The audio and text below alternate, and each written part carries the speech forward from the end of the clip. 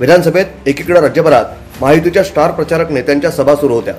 जिल्ह्यातही भाजपचे राष्ट्रीय अध्यक्ष जे.पी. नड्डा यांच्यासह इतर नेत्यांच्या सभा झाल्या।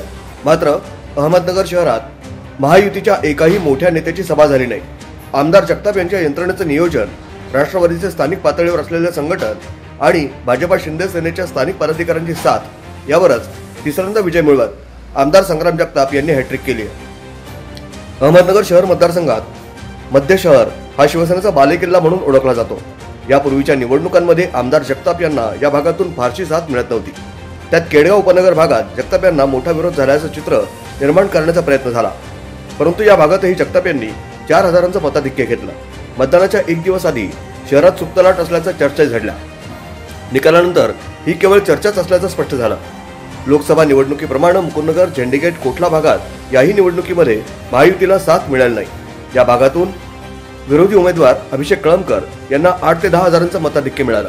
मात्र हिंदुत्ववादी मतदारांमध्ये झालेली जागृती, लाडकी बहीण योजनेमुळे संपूर्ण शहरातून मिळालेला प्रतिसाद आणि त्यातून वाढलेल्या मतदानामुळे इतर भागातून मताधिक्य जगताप यांना मिळालं।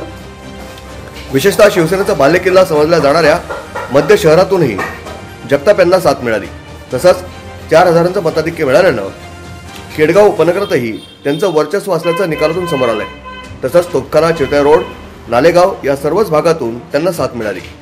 भोलेगाव, नागापूर, सावेडी उपनगरातील संपूर्ण परिसर, कल्याण रोड, स्टेशन रस्ता, गुरुडगाव रस्ता, भिंगार परिसरातही त्यांनाच मताधिक्य मिळालंय। अजित पवार गटाचे एकही नेते नगरमध्ये सभा घेण्यासाठी आले नाहीत किंवा भाजपच्या एका नेत्यालाही संग्राम जगताप यांनी सभेसाठी बोलवलं नाही। स्वतःच्या यंत्रणेच्या जोरावरच त्यांनी ही विजयश्री खेचून आणली। ब्युरो रिपोर्ट, न्यूज डेस्क, महानगराची लाईफलाईन, मेट्रो न्यूज।